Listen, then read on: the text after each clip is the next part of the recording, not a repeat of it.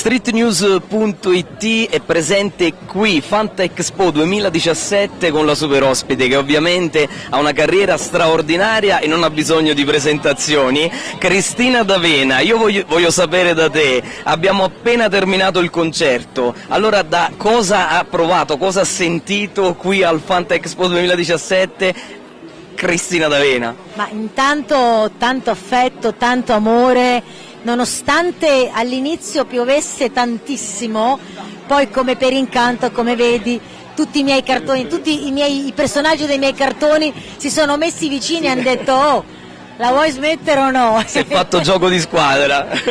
Così ha smesso di piovere e ci siamo messi a cantare, ma veramente come è stato un incanto, bellissimo.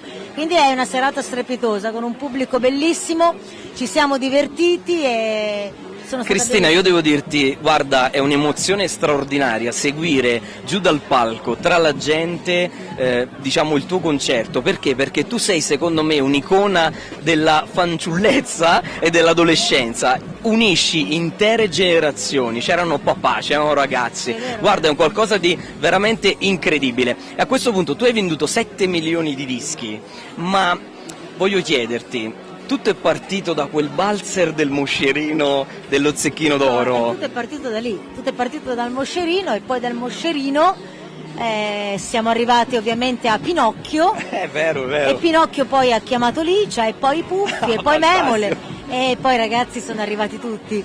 E quindi più di 700 canzoni con tantissimi personaggi dei cartoni e come vedi dopo 35 anni siamo qui a cantare, a divertirci, sempre con la musica dei cartoni e sempre con questo pubblico strepitoso.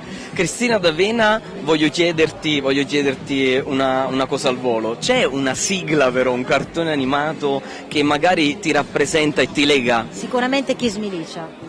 Kiss Me Licia è uno dei miei cartoni preferiti, io sono Licia e quindi amo Licia. Noi ti ringraziamo, grazie. È un onore per noi averti qui nella nostra intervista Streetnews.it e ci ritroviamo anche sulle tue pagine Facebook. Wow, mi raccomando allora, seguitemi. Ciao. Allora, Kiss Me! Licia, ciao!